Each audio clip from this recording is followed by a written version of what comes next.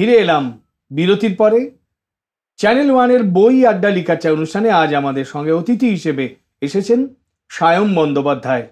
সায়ম বাংলা সাহিত্যের নতুন রক্তকণিকা বইয়ে দিয়েছেন তার লেখার মাধ্যমে। ইতিমধ্যেই সাহিত্য একাডেমির যুবা পুরস্কার পেয়েছেন। দেশ পত্রিকার সম্পাদকীয় বিভাগের সঙ্গে যুক্ত সায়ম আমাদের সঙ্গে আজকে কথা বলতে এসেছেন। সায়ম, তুমি এই 2020 সালে সাহিত্য একাডেমির যুবা পুরস্কার যে পেলে, এই অনুষ্ঠানটা কোথায় হলো? তোমাকে কোথায় যেতে হয়েছিল? এটা বেঙ্গালুরুতে হয়েছিল। এই সারা ভারতের তরুণ লেখক কবিরা গিয়েছিলেন, সেখানে গিয়েছিল। বাংলা ভাষা থেকে তুমি সেবারে প্রথম ছিলে। তো সেখানে গিয়ে তোমার যে সারা ভারতের তরুণ প্রজন্মের কবিদের সঙ্গে আলাপ পরিচয় হলো, সেগুলো তোমাদের সঙ্গে এখনো বজায় আছে? যা বলেন যে এটা আমাদের উদ্দেশ্য, সে তো আছেই। সেই সম্পর্কগুলো তৈরি হয় না? হ্যাঁ, সেটা হয়, একটা ইন্টারাকশন হয় অন্য ভাষার, আমারই সমবয়সী, তারা কি করছে, তারা কি ভাবছে, সেটা জানাটাও খুবই ইন্টারেস্টিং ব্যাপার একটা। কারণ আমরা তো বাংলা ভাষা ভাবছি যে আমরা বাংলাটাই বোধহয় সব। এত ভাষা ভারতে, এতগুলো ভাষা, এতগুলো রেজিস্টার্ড কনস্টিটিউশনাল ভাষা, সেখানেও তারা নতুন নতুন ভাবনা আসছে। তারা এবং কবিতা, গল্প, উপন্যাস আছে, নাটক আছে, তারা কিভাবে সেগুলোকে দেখছে, ভাবছে। ভেরি ইন্টারেস্টিং ওগুলো। আচ্ছা সায়ম, একটুখানি তুমি তোমার উপন্যাসটার কথা হচ্ছে যখন, একটু তুমি আমাদের পড়ে শোনাও, তাহলে সায়ম বন্দ্যোপাধ্যায় তরুণ লেখক, তার লিখন ভঙ্গিমাটা কেমন, যারা আজকে অনুষ্ঠান দেখছেন তারা বুঝতে পারবেন। উপন্যাস তো খুব বড় জায়গা, ফলে আমি একটা ছোট অংশ সেটার পড়ছি। এখানে একটু আগেই যার কথা বললাম, যে উপন্যাসের যে কেন্দ্রীয় চরিত্র রাজারাম, তার সঙ্গে দেখা করতে এসছে অপ্রত্যাশিতভাবে একজন অপরিচিত লোক, তার নাম মেফিস্টো। সে এবার রাজারামকে এসে একটা গল্প বলতে চাইছে, এবং গল্পটা আমি শুধু ওই গল্পটুকুনের অংশটাই আমি পড়ছি। মেফিস্টো যে গল্পটা রাজারামকে বলেছিল, মেফিস্টো বলছে, মন দিয়ে শোনো কিন্তু। মেফিস্টো গল্পটা শুরু করছে। গল্পটা চীন দেশের, বহুকাল আগের গল্প। ওদেশে একজন উদ্ভিদ বিশেষজ্ঞ ছিলেন, যাকে সকলে ওল্ড দং বলে ডাকত, মানে বুড়ো দং। একদিন তার শিষ্যরা তাকে বলল যে, আপনার তো মহাপ্রস্থানের সময় প্রায় আগত, এবার আপনি আপনার বিরাট জ্ঞানের ভাণ্ডার আমাদের কাছে উন্মুক্ত করে দিন। বুড়ো দং ব্যাপারটি নিয়ে ভাবেন, তারপর বুঝতে পারেন শিষ্যরা সঠিক কথাই বলছে। তার জ্ঞানের উত্তরাধিকারী থাকা তো নিঃসন্দেহে প্রয়োজন। অতএব তিনি একদিন শিষ্যদের নিয়ে বেরিয়ে পড়লেন। দেখাতে চেনাতে শুরু করলেন বিভিন্ন গাছ, বৃক্ষ সব। নানা গাছের নানা গুণ সম্পর্কে শিষ্যদের অবগত করলেন। কয়েকটি গাছকে তো শ্রদ্ধা জ্ঞাপনও করতে বললেন। একদিন একজন শিষ্য তাকে একটি গাছের দিকে ইঙ্গিত করে জিজ্ঞেস করল, আচ্ছা দং, আপনি এত গাছ আমাদের চেনালেন, তাদের এত গুণাগুণ আমাদের জানালেন, কিন্তু ওই যে বিশাল উঁচু 2500 বছর পুরনো বৃক্ষটি নিয়ে তো কিছু বললেন না। দং এতে যেন কিছুটা বিরক্ত হলেন। বললেন, ওর কথা বলে লাভ নেই। অরণ্যে ওর মতন অপদার্থ বৃক্ষ আর দুটো নেই। ওতে ফল ফুল কিছু হয় না, ওর কাঠও বেকার, ও কোনো কাজেই লাগে না। সেই রাতেই সেই বৃক্ষটি বুড়ো দঙের স্বপ্নে আসে। দংকে বলে যে, তুমি আমার গুণহীনতাই বলে গেলে শিষ্যদের কাছে, অথচ তাদের একবারও কেন বললে না যে আমার গুণহীনতার কারণেই আমার গায়ে কোনো কুঠারের আঘাত আজ অবধি পড়েনি, কেউ ছিঁড়ে নিয়ে যায় না আমার ডালপালা, আর এই জন্যই আমার সুবিশাল উচ্চতা, আর আমি 2500 বছর বেঁচে আছি। গল্পটা এখানেই শেষ। মেফিস্টো বলছে রাজারামকে, আশা রাখি বুঝলে তুমি কি বক্তব্য এই গল্পের, কেনই বা তোমায় বললাম। বেশ। আচ্ছা, এটা উপন্যাস তো একটা দীর্ঘ লেখা, তোমার অনেক সময় লেগেছে, তুমি লিখেছো। তুমি ছোট গল্পেও রীতিমতো হাত মক্স করেছো, লেখো, প্রতিষ্ঠিত গল্পকার, তোমার গল্পের বইও বেরিয়ে গেছে, সেটা দেশ পাবলিশিং থেকে গত বছর বেরিয়েছে।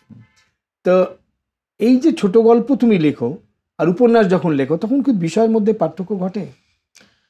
না, বিষয়ের মধ্যে পার্থক্য ঘটে না, এই কারণে আলাদা হতেই পারে সেটা না, হ্যাঁ, দৃষ্টিভঙ্গি বা দৃষ্টিভঙ্গির পার্থক্য বলতে, ধরুন উপন্যাস তো একটা বড় সড়ো পরিসরের ব্যাপার, গল্প একটু ছোট ছোট ব্যাপ্তির, ছোট পরিধির সেই অর্থে। তবে আমার কাছে ইম্প্যাক্টটা মূল জায়গা, যে যেরকমভাবে কাহিনীটা আমার কাছে আসছে, আমার মনে হয় সেই রকমভাবেই আমি এগোই, মানে আমার মনে হয় একজন লেখক সেভাবেই এগোয়। তুমি প্রেমের গল্প লেখো না? না, আমি একদমই লিখিনি। মানে প্রেম থাকবে আছে হয়তো, কিন্তু সেটা আমার তুমি কি গল্পে প্রেমের বিরোধী? একজন তরুণ ছেলে, কম বয়সী ছেলে। না, প্রেমের বিরোধী আমি নই। আমি সে প্রেম যে করবে সে অবশ্যই করবে। না, যে করবে কেন, তুমিও তো প্রেমে পড়তে পারো। হ্যাঁ, পড়তেই পারি, কিন্তু আমি প্রেমের বিরোধীও নই। কিন্তু আমি কাহিনীতে, মানে আমার লিটারেচারের মধ্যে সামহাও প্রেম আসেনি, এবং যে আসবে তার ভরসা আমি করি না বা দিতে পারছি না। এইটা আগল দিয়ে রাখো কেন? কারণ এটা আমার মনে হয় এটা অন্যরা অনেকে ভালো পারেন করতে, এবং কোথাও আমার মনে হয়েছে যে এই প্রেমের ব্যাপারটা যখন সাহিত্যে ঢুকে আসছে, যারা প্রেমের উপন্যাস, প্রেমের গল্প খুব মানে নির্ধারিতভাবে এটা লিখতে চাইছেন, সেখানে একটা ফল হচ্ছে, একটা লিটারেরি ফল হচ্ছে। কিন্তু রবীন্দ্রনাথ থেকে শুরু করে সবাই করেছেন, লিখেছেন। সেটা করেছেন, কিন্তু বঙ্কিমচন্দ্র থেকে শুরু করে পৃথিবীর মহা করেছেন মহা তো, উপন্যাস, করেছেন। শেক্সপিয়ারের নাটক, সে তো পারে, হ্যাঁ, রোমিও জুলিয়েট থেকে শুরু করে ডেফিনেটলি সব করেছে। মহা যে কারণে যে জিনিসটা তাহলে ফল হবে কি করে? মানে প্রেমের গল্প লিখলে 500-600 বছর ধরে যদি চলে আসে, আমি যদি আবার সেটাকেই আমার নতুন করে, আর সেখানে সেই ঝড়টাতে আমার আর নতুন করে কিছু, কিন্তু প্রেম তো মানুষ পড়ছে, প্রেম তো মানুষের জীবন থেকে উধাও হয়ে যায়। সেটা করছে, কিন্তু সেটা আমার ধরো জন্ম মৃত্যু মানব জীবনে আছে, আগেও ছিল, এখনো আছে, তার লেখায় তার প্রতিফলন হবে। তা প্রেমকে তুমি কেন বাইরে সরিয়ে রাখছো কেন? আমার সামহাও, আমি ওটাতে খুব একটা কমফোর্টেবল নই, এবং আমার মানে এই গল্পেও বেশ কয়েকটাতেই আছে যেখানে প্রেম বা নারী পুরুষের সম্পর্ক আছে, কিন্তু সেটা যে অর্থে প্রেমের উপন্যাস বা প্রেমের গল্প হিসেবে যেগুলো বলা হয়, সেগুলো বলা হতে মনে হয় না হবে। কারণ আমার দৃষ্টিভঙ্গিটা ওই দিকটাতে ধাবিত হয় না। আমার মনে হয় প্রেমের থেকেও অনেক গুরুত্বপূর্ণ জিনিস আছে যেগুলো আমাদের অ্যাটেনশন প্রয়োজন। যে কারণে আমি বললাম যে প্রেমের উপন্যাস বা প্রেমের গল্পতে একটা এন্টারটেনিং ফ্যাক্টর চলে আসে যদি আমি লিখতে চাই সেটা সিরিয়াস জায়গা থেকে। কিন্তু আমার মনে হয় তার থেকেও খুব প্রেসিং ইম্পর্টেন্ট ফ্যাক্টর আছে, গুরুত্বপূর্ণ জিনিস রয়ে গেছে জীবনে, হিউম্যান এক্সিস্টেন্সের। মানে প্রেমটাই তো একমাত্র হিউম্যান এক্সিস্টেন্স নয়, বা সেটা তার ক্রাইসিসও নয় যে সে প্রেমে পড়তে পারছে না, বা প্রেম তার জীবনে নেই, বা প্রেম এসে চলে গেছে, সে ব্যর্থ প্রেমিক। এগুলো আমার মনে হয় তার কোনোটাই প্রেম ভেঙে যাওয়াটা ক্রাইসিস নয়। হ্যাঁ, ক্রাইসিস ডেফিনেটলি, কিন্তু আমরা যখন সেই জায়গাটাকে, যদি আমরা সেই জায়গাটার মধ্যেই ওইটুকুন জায়গা পরিধিতে আবদ্ধ করে রাখি, তাহলে সেটাকে গভীরতর সংকট হিসেবে মনে হতে পারে। কিন্তু আমার দৃষ্টিভঙ্গিটা তার থেকে একটু বিয়ন্ড দ্যাট। আমার মনে হয় যে মানুষ যদি সেই জায়গাটাকে একটু অতিক্রম করে আসে, যে প্রেম থেকে মানে সে ভেঙে গেছে, এই হয়েছে সেই হয়েছে, কিন্তু তার এক্সিস্টেন্সটা সবচেয়ে বেশি ম্যাটার করে আমার কাছে। সে যদি একটু চোখ কান খোলা রাখে, তার জীবনে আরো অনেক গভীরতর সংকট আছে, সে দেখতে পাচ্ছে না। সার্ত্র কি তোমার প্রিয় দার্শনিক?